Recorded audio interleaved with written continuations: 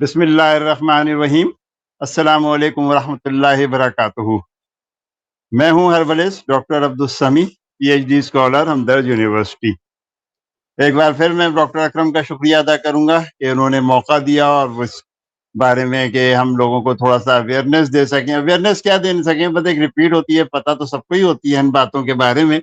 تو بہرحال میرا ٹاپک انفرٹیلٹی چل رہا ہے، اور اسی کے اندر گھما پھرا کے باتیں تو تقریباً ایک ہی جیسی ہیں، کوئی بہت بڑی تبدیلی شاید نہیں ہوتی، لیکن کچھ تو یادداشت کے لیے کچھ اسی کے اندر کچھ دو چار چیزیں نئی بھی ہوتی ہیں کہ ہمیں اس کے اندر معلومات ہوتی رہے۔ دوسرے کہ ریوائز ہو جاتا ہے، ہمیں خود بھی ریوائز ہوتا ہے۔ بعض دفعہ ہم کچھ چیزوں کو سامنے کی چیز ہوتی ہے اور ہم بھول جاتے ہیں، ارے یہ چیز تو کیوں نہیں کی۔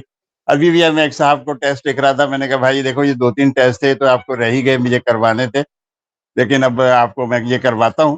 تو اس طرح سے ذرا آپ کو اچھی طرح جاتا ہے اور بہت اچھی پریکٹس میں آ جاتے ہیں گے۔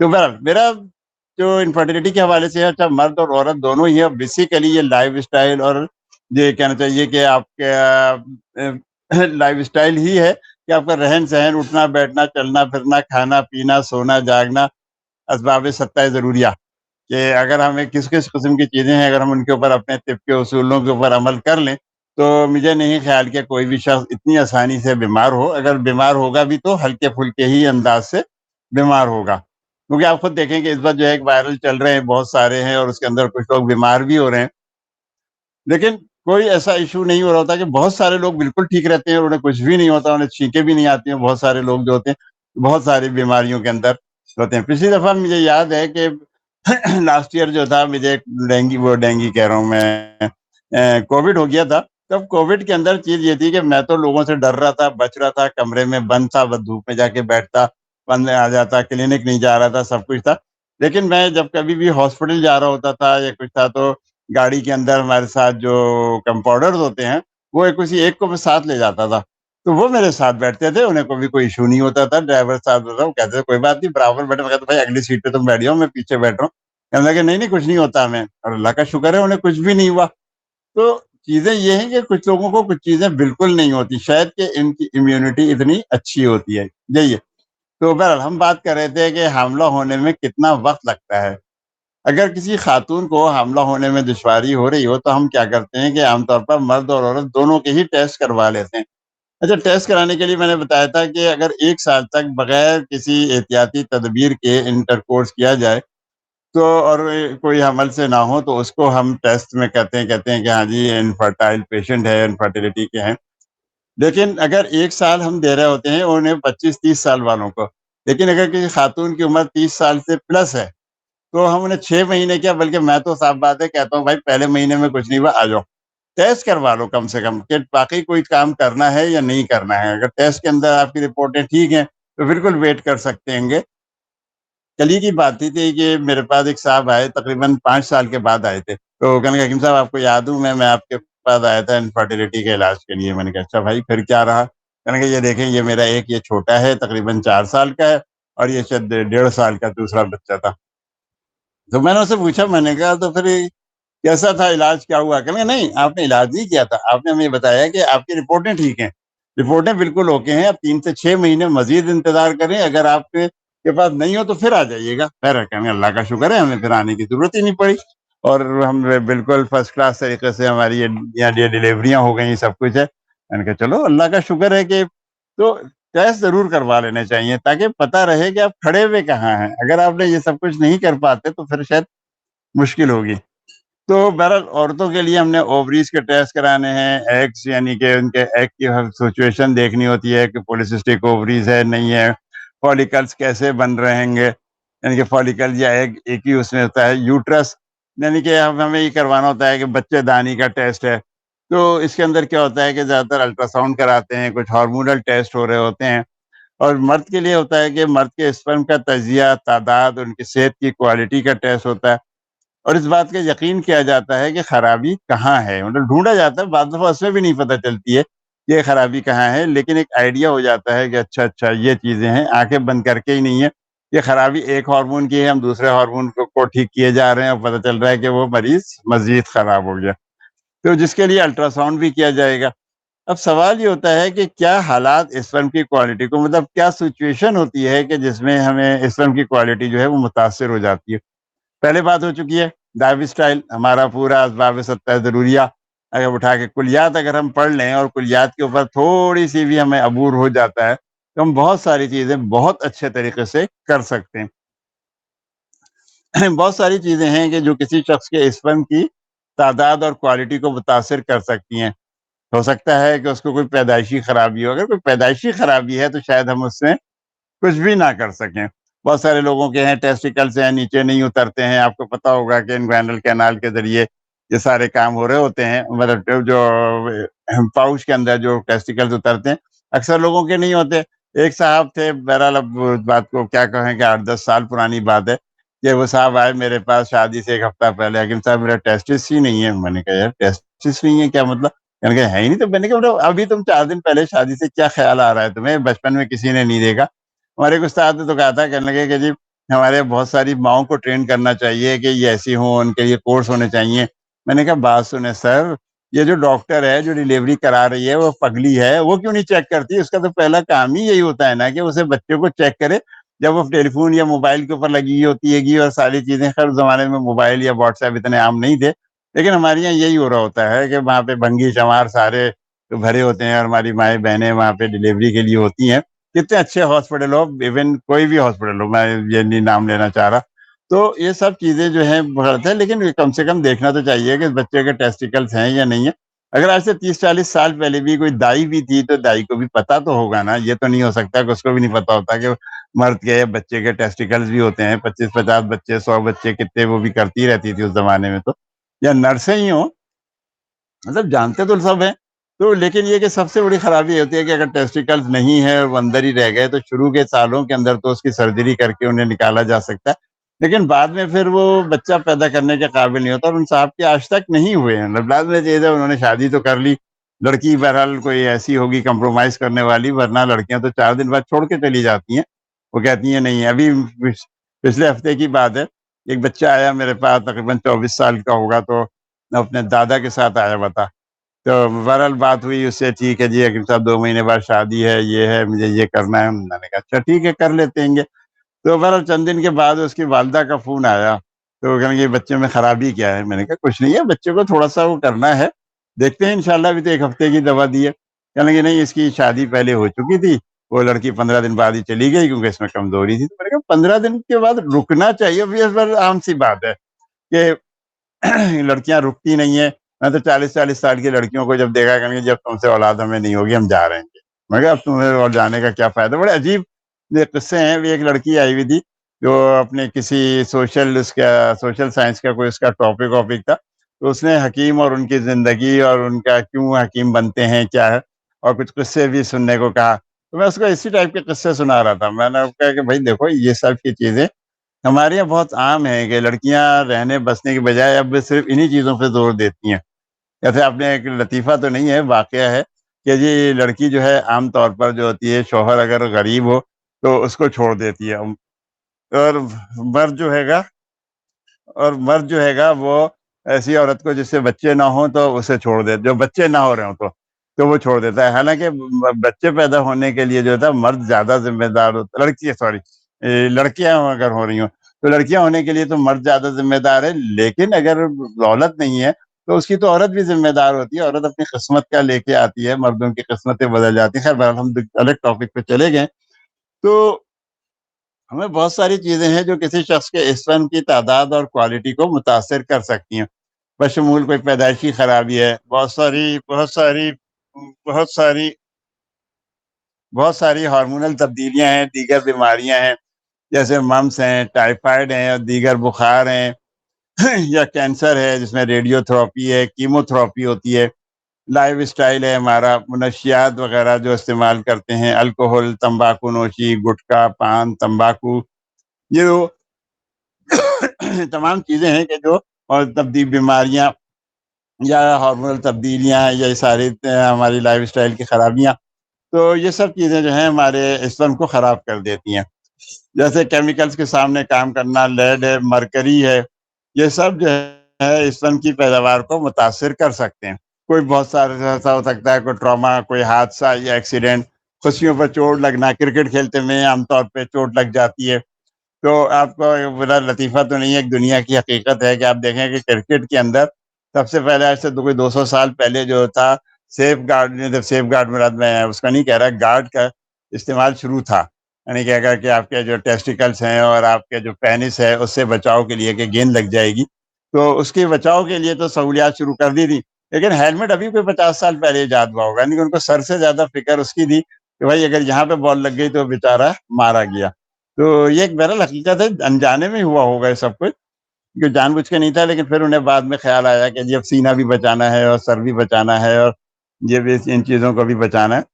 تو یہ چیزیں، اگر کوئی ایکسیڈنٹ ہے، خوشیوں پر چوٹ لگ گئی، بازاری کھانے ہیں، مسالے والے کھانے، کسی قسم کی جگر کی بیماری، جو لوگ بازاری کھانے کھاتے ہیں ان کا جگر بہرحال متاثر ضرور ہوتا ہے.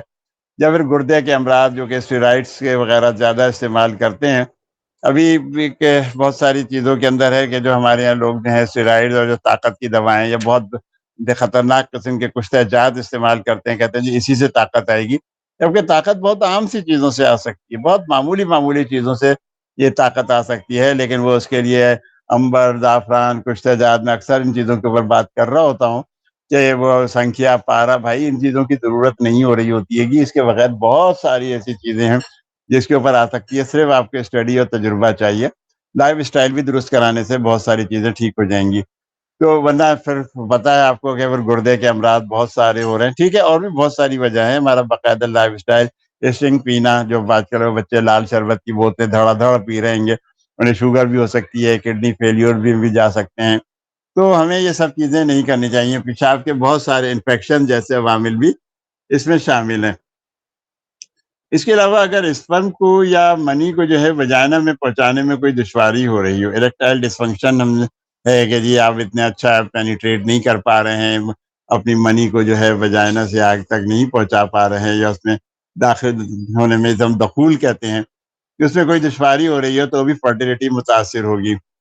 خوشیوں سے لے کر خوشیوں کی نالی کے ساتھ ساتھ کہیں بھی کوئی مسئلہ درپیش ہو، یعنی کہ جب وہاں سے یہ سارا ٹریول کرتا ہوا آتا ہے منی، اگر راستے میں کسی قسم کی کوئی بھی پرابلم ہو تو بہت ساری مسائل ہو سکتی ہیں. پروسٹیٹ کے اندر بھی پرابلم ہے، لیکن پروسٹیٹ عام طور پہ 50 سال کی عمر کے بعد ہی ہوتا ہے. اس کے اوپر بھی ایک الگ پروگرام کرنے کی ضرورت ہے. دیکھیں، کوشش کروں گا انشاءاللہ پروسٹیٹ پہ بھی کسی دن کچھ بولیں، کیونکہ وہ بھی ہماری فرٹیلیٹی کو تو متاثر کرے گا. اچھا، ہم بات کر رہے تھے کہ نارمل اسپرم کاؤنٹ کیا ہوتا ہے.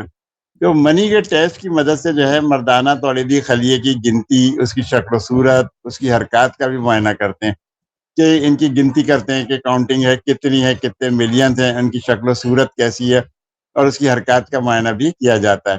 ادویات اور طرز زندگی میں تبدیلیوں کے ساتھ، مطلب لائف اسٹائل تو کرنا ہی ہے، ہر صورت چینج ہے. اور ادویات بھی بہت ساری ہیں کہ جو ہم ان کے ساتھ ہم اولیگو اسپرمیا کا علاج کیا جا سکتا ہے. کچھ کیسز میں ایزو اسپرمیا کا بھی علاج ہو سکتا ہے. اگر کوئی قدرتی خرابی تھی اس کے اندر تب تو ہم کچھ نہیں کر سکتے، جیسے ٹیسٹیکلس ہی نہیں ہے، یا بچپن میں کوئی ایسا ہے جیسے ممس وغیرہ ہوئے تھے، اور کائٹس غالباً لفظ ہے. اگر سوجن ہو جائے گی، پسیوں کے اندر سوج جائیں گے، بڑے ہو جائیں گے کچھ ہے، تو پھر بہت مشکل ہے، تقریباً ناممکن ہی ہو جاتا ہے. تو اس کا یہ کہ اگر آپ بچہ پیدا کرنے کی کوشش میں لگے ہوئے ہیں تو مردانہ تولیدی خلیوں کی تعداد کا پورا ہونا بہت ضروری اور لازمی ہے.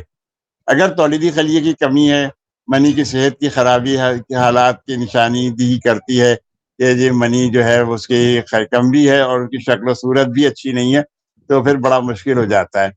ایک عام مرد میں جو کہ ریپروڈکٹیو ایج میں ہے، اس میں اسپرم کی تعداد 15 ملین سے لے کر 200 ملین تک ہونی چاہیے.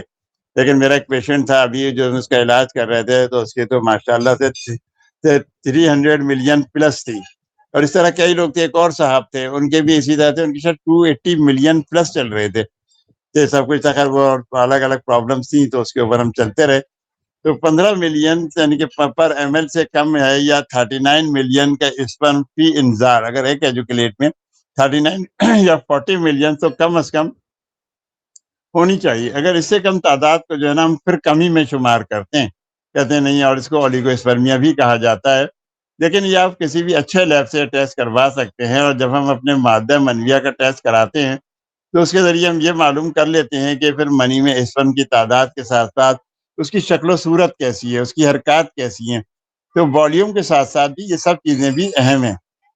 بہت اچھے رزلٹ کے لیے ہم اس کے 3 سیمپل تک کرانے کی سفارش کرتے ہیں، منیمم بھی 2 سیمپل تو کم از کم آپ کو ضرور کرائیں۔ اب یہ ٹیسٹ تو گھر پر بھی ہو سکتے ہیں، لیکن یہ مزیدار کام نہیں ہے، مطلب یہ ادھر آپ جو باہر کے ممالک میں تو یورپ وغیرہ میں تو ان لوگوں نے تھوڑا سا انتظام کر رکھا ہے، لیکن ہمارے یہاں ابھی بھی کوئی اتنا اچھا نہیں ہوا، تو لیب کے اندر بھی اچھی مائکروسکوپ نہیں ہوتی کہ الیکٹرانک مائکروسکوپ اچھی والی ہو تو جس میں اسپرم کی تعداد کا جانچا جائے۔ ہاں ابھی کیا حکیم اجمل خان وغیرہ کے اس میں تھا کہ جی وہ میتھی کے 2 پودے بھی اگ گئے اور اس کے اندر جو ہے منی ڈال دیں اپنی، جو پودا اگ جائے گا تو اس کے اندر جو ہے وہ ہے، جو پودا ختم ہو جائے گا پھر اس کو اس کے اندر یعنی کہ جو ہو گیا تو وہ وہاں پہ اس خرابی ہے گی۔ تو بہرحال اب یہ ٹیسٹ جو ہے گھر پہ، میرا خیال ہے ایک اور بھی تھا کہ اجمل خان کے، اس میں شاید پیشاب کرنے کا تھا کہ پیشاب کریں اور ہے بہرحال یہ اب یہ چیزیں کیونکہ آبسلیٹی ہو گئی ہیں، اب ایسا کوئی تجربہ نہ کرنے کو تیار ہے نہ ماننے کو، تو بہرحال ہم چھوڑ دیتے ہیں۔ جب جدید ہمارے پاس سہولتیں موجود ہیں تو ہم یہ کام بھی کر سکتے ہیں۔ اچھا، اسپرم کو شمار کرنا آخر اتنا اہم کیوں ہے؟ مطلب اس کی کیا ایسی ہے؟ لوگوں کے ذہن میں سوال آتا ہے کہ جی 40 ملین اور 50 ملین اور 200 ملین کی آپ باتیں کر رہے ہیں، تو حقیقت یہ ہے کہ کسی بھی عورت کو حملہ کرنے کے لیے نا ایک ہی اسپرم کی ضرورت ہوتی ہے، لیکن اسپرم کی تعداد جتنی بھی زیادہ ہوگی اور اسپرم اپنی شکل و صورت اور حرکت کے اعتبار سے جتنا بھی صحت مند ہوگا، جتنا زیادہ صحت مند ہوگا، تو عورت کے حاملہ ہونے کے امکانات اتنے ہی زیادہ ہوتے ہیں۔ سوری۔ اچھا، تو اسی لیے ہم کہتے ہیں کہ جہاں تک کہ اگر آپ حاملہ ہونے کی کوشش نہیں کر رہے تو بھی آپ کے اسپرم کی گنتی، شمار یا کاؤنٹنگ جو ہے آپ کی مجموعی صحت کے لیے ایک اہم پیمانہ ہو سکتا ہے۔ مطلب چیز یہ کہ اگر آپ اسپرم کوئی اپنی محنت نہیں کر رہے تو پھر بھی آپ یہ نہیں سوچیں کہ جی اسپرم میرے کم ہے تو بھی چلے گا۔ اصل میں بات یہ ہے کہ جن کی اسپرم کی تعداد کم ہوتی ہے نا، ان کے جسم میں چربی کی فیصد مقدار زیادہ ہوتی ہے، ان کی کمر زیادہ اور BMI بھی زیادہ ہوتا ہے، جبکہ جن مردوں کا اسپرم کاؤنٹ زیادہ ہوتا ہے اس کے مقابلے میں کم اسپرم کاؤنٹ والوں کا BP بھی زیادہ ہوتا ہے۔ ایسے بہت ساری چیزیں میٹابولک، کم اسپرم کاؤنٹ والوں کے ہیں ان میں میٹابولک سنڈروم یعنی کہ ذیابیطیز، دل کی بیماری اور فالج کے امکانات کا بھی تجربہ کیا گیا۔ تو کم اسپرم سے صرف بچے ہی نہیں پیدا ہونے ہیں، کم اسپرم سے یہ بھی سارے مسائل ان شخص کو ہو سکتے ہیں۔ اگر ہم چیک کریں تو ہمیں اندازہ ہوگا کہ یہ تکلیفیں ان لوگوں کو بھی ہو سکتی ہیں۔ تو اب ریسرچ کی بنیاد پر جب بھی کوئی بانجپن کا مریض لو اسپرم کاؤنٹ کی بنیاد پر آتا ہے تو میں ہمیشہ ٹیسٹوسٹرون کی سطح، طرز زندگی، لائف اسٹائل اور مجموعی صحت کا جائزہ بھی لیتا ہوں۔ اسپرم کا شمار جو ہے کاؤنٹنگ کی کسی بھی مرد کی فرٹیلٹی کو کیسے متاثر کرتا ہے؟ تو اسپرم کی تعداد جو ہے وہ فرٹیلٹی کو متاثر کرتی ہے، کیونکہ اسپرم کی تعداد جتنی کم ہوگی آپ کی بیوی کے حاملہ ہونے کے امکانات اتنے ہی کم ہو جائیں گے، اور اگر اب اسپرم کا معیار کم بھی ہے تو ابھی عورت کے حاملہ ہونے کا امکان مزید کم ہوتا جائے گا۔ اچھا، ہم بات ایک اور بھی کرتے ہیں کہ اس سے میل انفرٹیلٹی فیکٹر ہوتا ہے، زیادہ تر اسپرم کی کم تعداد اور پھر ان کے معیار یعنی کہ اسٹینڈرڈ کی وجہ سے ہی ہوتا ہے، اور زیادہ تر بچے پیدا نہ کرنے سکنے کی بہت ہی اہم وجہ ہے، اہم کہہ لیں، یہ بہت ہی عام بھی یہی ہے کہ جس کی وجہ سے جوڑوں کو حاملہ ہونے میں پریشانی ہوتی ہے، لیکن جوڑوں کو صحت کے دیگر مسائل کی وجہ سے بھی بانجپن کا سامنا کرنا پڑتا ہے۔ یہاں ہم نے صرف کیونکہ مردانہ بانجپن ہی پر بات کی ہے، جبکہ 50% کیسز میں بانجپن کی وجہ خواتین کے بہت سارے مسائل ہوتے ہیں، جیسے لو اوورین ریزروز ہیں، بلاکڈ فیلوپین ٹیوب بھی ہو سکتی ہے، اینڈومیٹریاسس ہو سکتی ہے، حاملہ ہونے میں مشکلات کا ہونا، بہت عرصے تک حاملہ ہونے کی کوشش نہ کرنے کا نتیجہ بھی ہو سکتی ہے۔ ایسے بہت سارے لوگ ایسے ہوتے ہیں کہ ہم تو انجوائے کر رہے ہیں، تو انجوائے کر رہے ہیں تو ہم نہیں کرنا ہے، اس کے لیے بہت ساری دوائیں بھی کھا رہے ہوتے ہیں، بہت سارے پروٹیکٹر بھی استعمال کرتے ہیں کہ نہیں یوں نہیں ہو، یوں نہیں ہو، یوں ہو۔ تو جن کو زیادہ ٹائم لگتا ہے اور جو کوشش نہیں کر رہے ہوتے، مطلب اوائڈ کر رہے ہوتے ہیں کہ پریگنینسی نہ ہو، تو اب ان کے لیے بڑا مسائل ہوتے ہیں۔ حاملہ ہونے میں 6 ماہ سے 1 سال تک کا وقت عام طور پہ لگتا ہے، لیکن اگر 35 سال سے زیادہ ہے تو آپ پچھلے 6 ماہ سے حاملہ ہونے کی کوشش کر رہے ہیں اور ناکام ہے تو بھی پھر آپ کو ہم سے رابطہ کرنا چاہیے۔ اولیگوسپرمیا میں بھی کریں، ویسا بھی کریں، لیکن اگر ایسی چیز ہے تو پھر 6 مہینے میں ہی ان لوگوں کو رابطہ کر لینا چاہیے۔ ٹھیک ہے سر، بہت شکریہ آپ کا ڈاکٹر اکرم، ہم نے آج کا پروگرام تو کمپلیٹ کر دیا ہے، پھر انشاءاللہ نیکسٹ ٹائم آپ سے بات کریں گے۔ بہت شکریہ۔